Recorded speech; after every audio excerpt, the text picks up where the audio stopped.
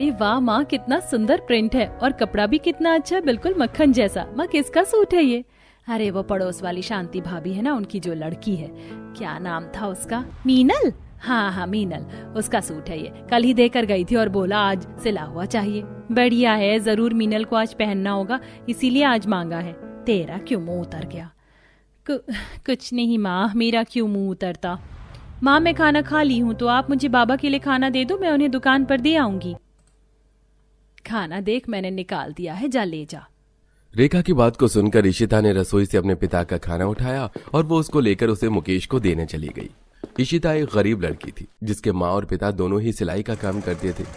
बस फर्क इतना था कि माँ घर में सादा से कपड़े सिलती थी और पिता दुकान में सभी तरह के कपड़े सिला करता था।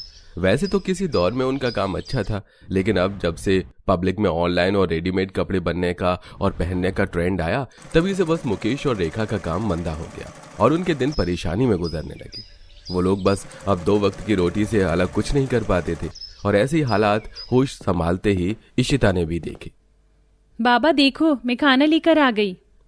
अरे वाह, मेरी बेटी आ गई। आजा आजा आजा। बाबा, माँ ने तो आज मटर पुलाव बनाया है। वाह बाबा, ये किसकी ड्रेस सिल रही हो? ये गाउन है ना? कितना प्यारा है। अच्छा लग रहा है ना? ये गाउन सिलवाने को एक अमीर औरत आई थी, बोल रही थी कि अपनी बेटी के लिए बनवा रही है। अमीर परिवार की बेटियों के भी मजे होते हैं, माता पिता कितने अच्छे अच्छे कपड़े बनवाते हैं। माफ करना बेटा, हम तेरे लिए अच्छे कपड़े नहीं बनवा सकते हैं। अरे नहीं, ये मैं क्या बोल गई? इशिता तू भी ना बिल्कुल पागल है। नहीं नहीं बाबा, मैं आपसे शिकायत नहीं कर रही हूँ। आपने तो मुझे जो जिंदगी दी है, मुझे दुनिया में लाया है, मैं उसका एहसान नहीं उतार सकती। ऊपर से मुझे इतने अच्छे संस्कार दिए, बड़ों की इज्जत करना सिखाया और तो और मेरी पढ़ाई भी तो करवाई, तो बस फिर मुझे इससे ज्यादा और क्या चाहिए? मैं जानता हूँ बेटा कि तू कभी हमसे कोई शिकायत नहीं करेगी। तेरा पिता हूँ, समझता हूँ मैं। साथी बेटा, लेकिन बेटा अरमान भी सभी के दिल में होते हैं, तो कभी अगर तुझे किसी चीज की हमसे शिकायत भी लगे तो बोल देना, हम सुन लेंगे। अपने पिता की बात सुनकर इशिता बस चुप सी रह गई। इशिता बेहद ही समझदार लड़की थी। उसके पास कुछ नहीं था, ना अच्छे कपड़े, ना अपना फोन, ना ही और कुछ। उसके माता पिता उसे 2 वक्त की रोटी खिलाते थे, जिसमें ही इशिता खुशी से गुजारा कर लेती है। ऐसे ही आज के दिन इशिता कॉलेज आई।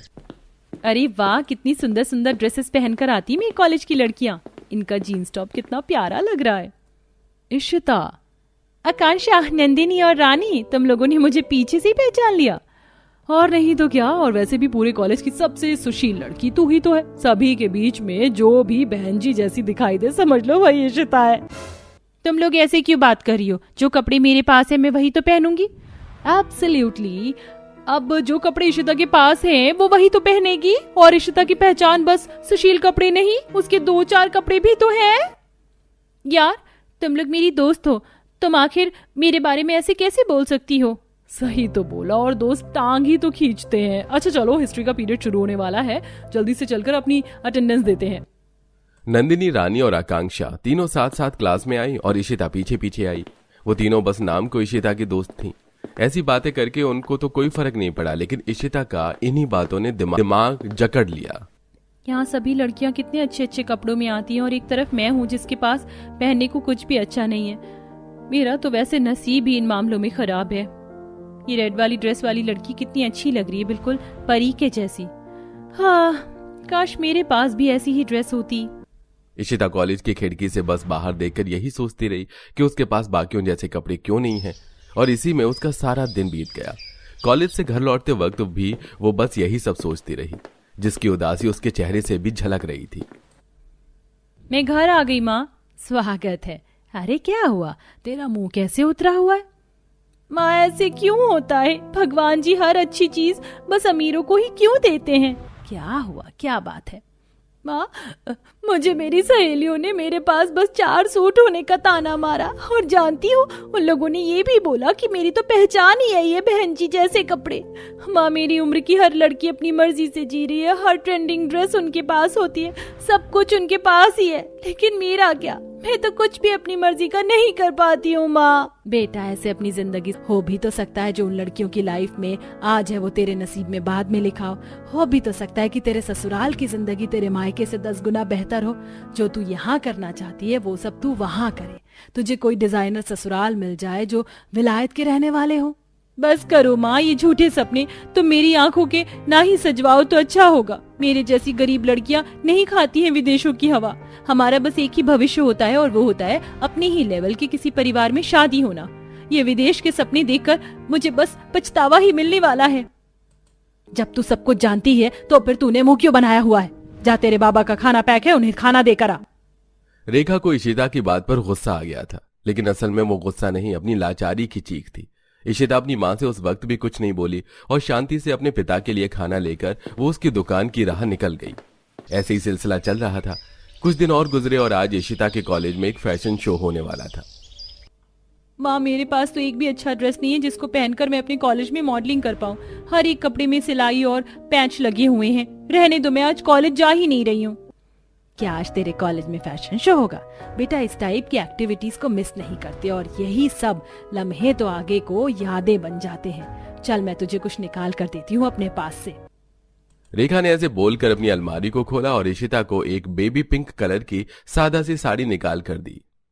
ये ले, ये साड़ी पहनकर चली जा, देखना तुझ पर बहुत ही अच्छी लगेगी। माँ आपकी साड़ी? और साड़ी में तो कोई भी लड़की नहीं होगी। मैं आज भी दादी अम्मा सी ही लगूंगी। मैं ही सबसे अलग दिखाई दूंगी। तो क्या हुआ, तू सबसे अलग है तो अलग ही दिखेगी ना। और पब्लिक की भीड़ में राजकुमारियां अलग दिखती हैं। तू मेरी साड़ी तो पहन कर देखना, तू इसमें बहुत सुंदर लगेगी। रेखा के जोर देने पर इशिता ने अपनी माँ की ही साड़ी को पहन लिया। वैसे तो इशिता इसे पहनकर काफी अजीब सा महसूस कर रही थी, लेकिन फिर भी उसके पास कोई दूसरा ऑप्शन नहीं था, जिसकी वजह से वो उसे ही पहनकर कॉलेज आई। और कॉलेज में लड़कियां मॉडलिंग के लिए आज और भी ज्यादा फैशनेबल कपड़े पहनकर आई थी। माँ इतना जोर दे रही थी सो मैं आ गई। वैसे मैं जानती हूँ कि आज भी मेरी यहाँ बेइज्जती ही होनी है। गाइस तुम लोग जानती हो आज हमारे मॉडलिंग के शो में एक स्पेशल गेस्ट भी है। कौन? वो हमारा क्लासमेट पीयूष है ना, उसका कजिन। सुना है कि वो काफी बड़े ब्रांड का मालिक है और दुबई का एक फेमस डिजाइनर भी है। ओ हेलो, तू सुन भी रही है? हाँ हाँ हाँ सुन रही हूँ मैं। वैसे इशिता ये तो आज क्या बनकर आई है? मेरा मतलब सभी फैशनेबल लड़कियों के बीच इस साड़ी का क्या कॉम्बिनेशन।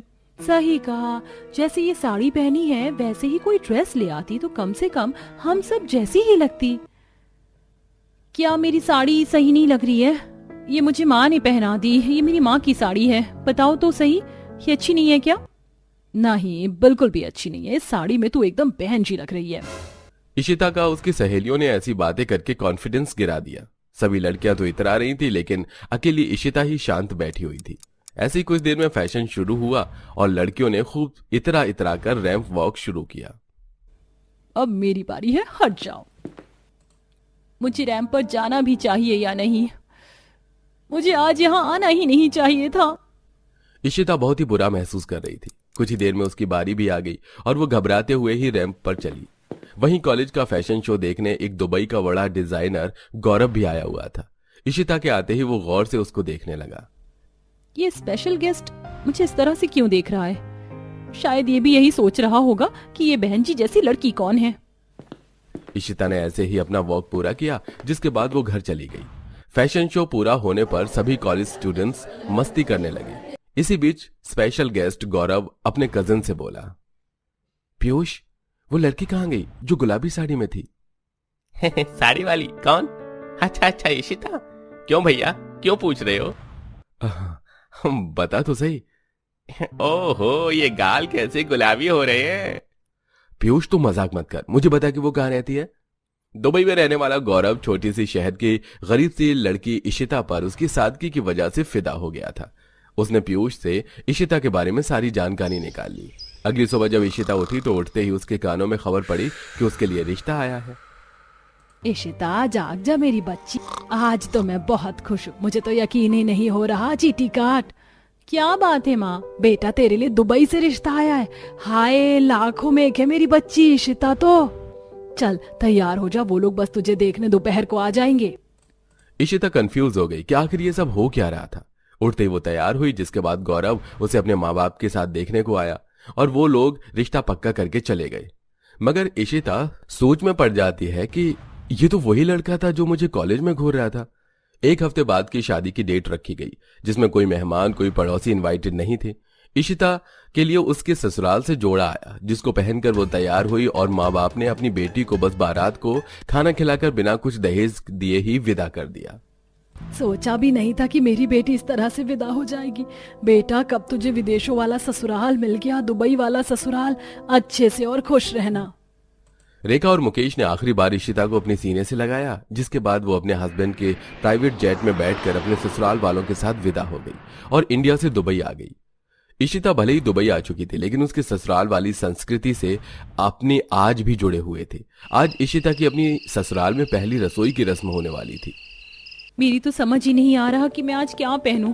मेरी माँ को मुझे चाहे से सादा सा ही लेकिन एक सूट तो दे ही देना चाहिए था। अब मैं क्या पहनूंगी? आज तो मेरी पहली रसोई भी है। अरे, इशिता की अपने कमरे में आते ही आंखें फट गईं, क्योंकि जिस बैग को वो खाली छोड़कर गई थी वो पूरा का पूरा डिजाइनर ड्रेसेस से भरा हुआ था। अरे ये क्या, इतनी सारी डिजाइनर ड्रेस कहाँ से आई? मैं लाया हूं, और कौन? क्या ये सारी की सारी मेरे लिए हैं? हाँ बिल्कुल। अब आज तुम्हारी पहली रसोई की रस्म होगी, तो मैं तुम्हें यूं ही कुछ ही ऊट पटांग थोड़ी पहना सकता हूँ। इन ड्रेसेस में तुम्हें जो भी अच्छी लगे वो पहन लेना। वैसे भी तुम्हारी पहली रसोई पर गेस्ट आने वाले हैं ना, तो मैं चाहता हूं कि आज मेरी पत्नी सभी को बहुत प्यारी लगे। गौरव ऐसे बोलकर बाहर आ गया। वहीं इशिता उन ड्रेसेस को देखकर फूले नहीं समा रही थी। यकीन नहीं होता, कल तक मैं जिन डिजाइनर ड्रेसेस को देखने को भी तरसती थी, आज वो मेरे कमरे में ऐसे पड़ी हुई हैं, जैसे कि मुझसे कभी इनकी कोई दूरी ही नहीं थी। सही बोलती थी माँ की सभी चीजों का एक वक्त होता है। सही वक्त पर मुझे भी मेरे हक की चीज मिल ही गई। अरे इशिता, अब ये सब छोड़ और ये डिसाइड कर कि इन ड्रेसेस में से तुझे क्या पहनना है। आज मेरी पहली रसोई है तो ये वाली, हाँ यही वाली ड्रेस पहनूंगी। इशिता को एक नी लेंथ मिडी ड्रेस पसंद आई। उसने उसे ही उठाया और उसे पहनकर वो तैयार हो गई। हो गई मैं रेडी, अब बस नीचे जाना बाकी है। कहीं ऐसा तो नहीं कि मैं ओवर रेडी लगूं लोगों को, या फिर मुझे ऐसे डिजाइनर ड्रेस में देखकर लोग ताना दे कि ससुराल में आते ही पंख निकल आए। इशिता ऐसे ही सोचते सोचते कंफ्यूज होते हुए नीचे गई। पूरा घर दुबई के मेहमानों से भरा हुआ था। ऐसे में सभी इशिता को देखकर उसकी तारीफ करने लगे। ये देखिए मिसेस मल्होत्रा, ये है मेरी बहू। बहुत ही प्यारी है आपकी बहू, और बहू के संस्कार तो इसके चेहरे पर ही झलक रहे हैं। ऐसे ही इशिता सभी मेहमानों से मिली, जिसके बाद वो अपनी पहली रसोई का खाना बनाने को रसोई में आ गई। इशिता खाना बनाने में अच्छी थी। उसने इतना ज्यादा स्वादिष्ट खाना बनाया कि सभी मेहमानों ने बहुत ही ज्यादा तारीफ की और उसकी सास का सिर गर्व से ऊपर हो गया। ऐसे ही अब इशिता को अपने ससुराल में लगभग एक हफ्ता गुजरने वाला था। इशिता का पति गौरव किसी खास डील की तैयारी में बिजी था, जिसके चलते वो दुबई को घूमने भी नहीं गई। लेकिन आज के दिन, इशिता बहू, तुझे यहाँ आए हुए एक हफ्ता होने को आ रहा है, आज तक तू कहीं घूमने को नहीं निकली है। नहीं बाबा, जब गौरव जी को वक्त होगा तब मैं उनके साथ घूमने जाऊंगी। जब भैया को वक्त हो आप भैया के साथ भी घुमाना। लेकिन चलो भाभी, आज आपको मैं घुमा कर लाऊंगी हमारा प्यारा दुबई। ये की ना तूने समझदारी वाली बात मोना। आज ही दोनों ननद भाभी घूमने चली जाओ। मोना और इशिता ने आज शाम साथ में घूमने का मन बना लिया। जैसे ही शाम हुई, मोना ने इशिता को अपनी तरह बॉडीकॉन ड्रेस पहनवाया और वो दोनों रात को घूमने निकल गई। सबसे पहले वो दुबई की मशहूर बिल्डिंग बुर्ज खलीफा के पास गई। वाह, नोटबुक के कवर से आज रियल लाइफ में इस बिल्डिंग को देख रही हूँ। मोना, ये कितनी ज्यादा लंबी है, इसका अंत तो मुझे दिखाई नहीं दे रहा है। भाभी, ये बिल्डिंग दुनिया की सबसे ऊंची बिल्डिंगों में से शुमार की जाती है। अच्छा चलो, ये तो देख ली, अब मैं आपको दुबई के मॉल घुमा कर लाऊं, हम वहाँ से शॉपिंग भी करें। हाँ जरूर। इशिता ऐसे बोलकर मोना के साथ ही दुबई के मशहूर मॉल भी घूमने को निकल गई और एक बड़े से मॉल में गई जो बहुत ही ज्यादा जगमगा रहा था। ऐसे में वो मॉल में सबसे पहले कपड़े देखने को घुसी। भाभी, ये ड्रेस नहीं अबाया है। दुबई की औरतें और लड़कियां अपने कपड़ों के ऊपर अबाया पहनती हैं। अरे हाँ, ये तो अबाया है, कितना प्यारा है। ऐसे वो दोनों ड्रेसेस देखती फिर रही थी और देखने के साथ वो उन्हें खरीद भी रही थी। कुछ देर तक तो उन्होंने कपड़े खरीदे, फिर वो मॉल के रेस्टोरेंट में आ गई। यहाँ क्या क्या मिलता है? यहाँ दुबई की हर फेमस डिश मिलती है। भाभी, आप कुनाफा खाएंगी? हाँ हाँ बिल्कुल, मुझे कुनाफा खाना है। इशिता ने तेजी से गर्दन हिलाई, जिसके बाद मोना ने दुबई की वायरल आइसक्रीम, चॉकलेट, कुनाफा, बिरयानी और हरीस जैसी डिशेस ऑर्डर कर दी। अरे वाह, दुबई का खाना। इशिता ने सब कुछ ही बड़े चाव से खाया, जिसके बाद वो दोनों नंद भाभी सड़कों के जगमग नजारे देखते हुए दोनों अपने घर को वापस आ गईं। माँ जी, गौरव जी अब आए या अभी भी नहीं आए? बेटा, उसे वक्त ही कहाँ है। उस डील को पाने के लिए बस ड्रेस को बनाने में इतना बिजी है कि खाना पीना भी छोड़ दिया है। गौरव अपने बिजनेस की एक डील लेने के लिए दिन और रात लगाकर मेहनत कर रहा था, जिसके चलते ना वो वक्त से घर आता था और ना ही अपने खाने पीने पर ध्यान देता था। ऐसे कुछ दिन और गुजरे और आखिर वो रात भी आई जब डील पक्की होने के बीच एक रात का फासला था। आज गौरव की ड्रेस भी पूरी हो गई थी। सुनो, इस ड्रेस की टेल को जरा पीछे तक फैलाओ। अरे वाह, मैंने कर दिखाया। गौरव ने बहुत ही सुंदर ड्रेस बनाई थी, जिसमें उसने कई हजार मीटर महंगा कपड़ा लगाया था और उस गाउन को उसने अपना मास्टरपीस भी बोला।